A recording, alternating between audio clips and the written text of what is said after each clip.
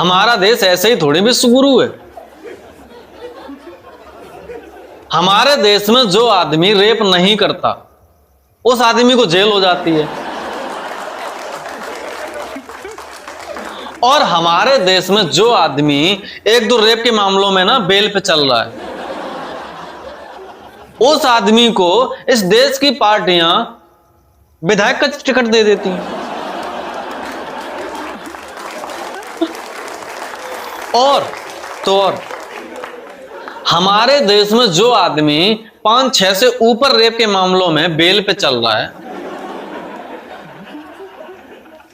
उसे इस देश की बड़ी बड़ी पार्टियां संसद का टिकट दे देती हैं। और उन पार्टियों की गलती नहीं है, उसे टिकट दे दिया, कोई बात नहीं, वो आदमी पॉपुलर था। कोई किसी तरीके से पॉपुलर होता, कोई खेल से पॉपुलर होता है, हाँ, कोई एक्टर बन के पॉपुलर होता है, कोई नाच गाने से पॉपुलर होता है। हमारे देश के अधिकतम नेता रेप के मामलों से पॉपुलर होते हैं, तो उनकी बढ़िया पॉपुलरिटी है। तो इस देश की जनता उस जिस पे 5-6 रेप के मामले लगे हैं ना, उसे सांसद बना भी देती है। यहां तो अभी कुछ नहीं है। हमारे देश में जो आदमी, भाई साहब, हमारे देश में जो आदमी 8-10 रेप के मामलों के ऊपर बेल पे चल रहा होता है ना, फिर वो आदमी धर्मगुरु बनता है। और इस देश के मानसिक रोगी लोग उसको अपना भगवान मान लेते हैं।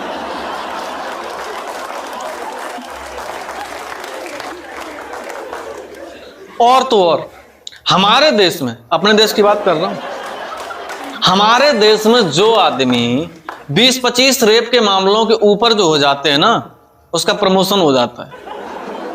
फिर उस आदमी को जैसे तैसे जेल हो भी जाती है, लेकिन इस हमारे देश का सिस्टम उस आदमी को छुट्टियां मनाने घर पे भेज रहा है। उसको 1 साल में गर्मियों की छुट्टी दी जा रही है, सर्दियों की छुट्टी दी जा रही है, बरसात की छुट्टी दी जा रही है। और अगर तुमने, तुम्हारी बात कर रहा हूं, अगर तुमने एक पेन चोरी किया और उसके मामले में जेल हो गई, तो सच बता रहा हूं, बिना 15 साल से पहले घर नहीं आ पाओगे। अब सोचना आपको है कि आपको सांसद बनना है कि 15 साल जेल में जाना। लेकिन भाई साहब ये नहीं कह रहा कि मैं आप रेप करके सांसद बन जाओ, परंपरा है। देखो भाई, सीधी सी बात है कि अगर आप ईमानदार बन के किसी भी पार्टी से जुड़ोगे, इस देश की जो भी पार्टियां राजनीति की, तो आप सारी जिंदगी एक सदस्य या बूथ अध्यक्ष बन के रह जाओगे, और हो सकता है उससे भी प्रमोशन हो जाए थोड़ा बहुत। अगर आपको किसी भी पार्टी का या खुद से एक दिग्गज नेता बनना है, तो आपको सबसे पहले करोड़ों के घोटाले करने पड़ेंगे, क्योंकि इस देश का जितने भी बड़े बड़े घोटालेबाज हैं ना, वो इस देश की बड़ी बड़ी राजनीतिक पार्टियों के बड़े बड़े नेता और प्रवक्ता हैं। और तो और यार, वो बड़ी बड़ी पार्टियों के वकील हैं भाई साहब। वो घोटालों के मामलों में, रेप के मामलों में जेल या जेल के बाहर हैं, वो अपनी वकालत भी कर रहे हैं। और तुम जो ना वोटर हो, 2 कौड़े की औकात रह गई है तुम्हारी। तुम क्या यार रोजगार मांग रहे हो सरकार से?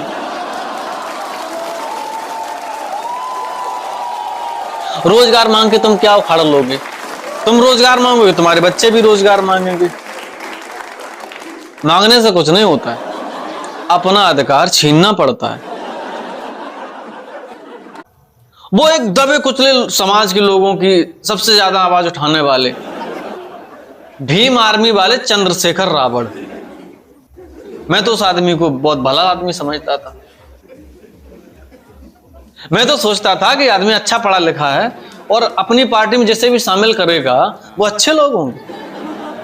खैर, एजाज खान को उन्होंने अपनी पार्टी में शामिल किया, वो आदमी बुरा नहीं है।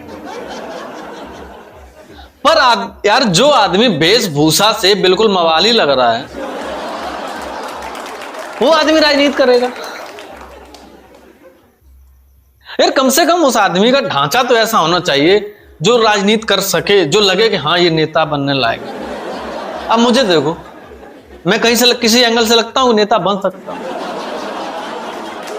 नहीं बन सकता ना। पर इस देश का सिस्टम रहा बहुत पहले से कि जो आदमी देश का नामी गुंडा हो, उस आदमी को पार्टी से टिकट दी जाएगी। मैं भाई साहब समाजवादी पार्टी की बात नहीं कर रहा, वो दी होगी कभी हमारे श्री माननीय मुलायम सिंह यादव जी ने। अब अखिलेश यादव जी ऐसा नहीं करें। और आप सभी से अनुरोध है भाई साहब, मेरे चैनल को सब्सक्राइब कर लें, तो ऐसे और भी अच्छे अच्छे वीडियो आपके लिए लाते रहेंगे। थोड़ा मेरा मनोबल भी बढ़ जाएगा।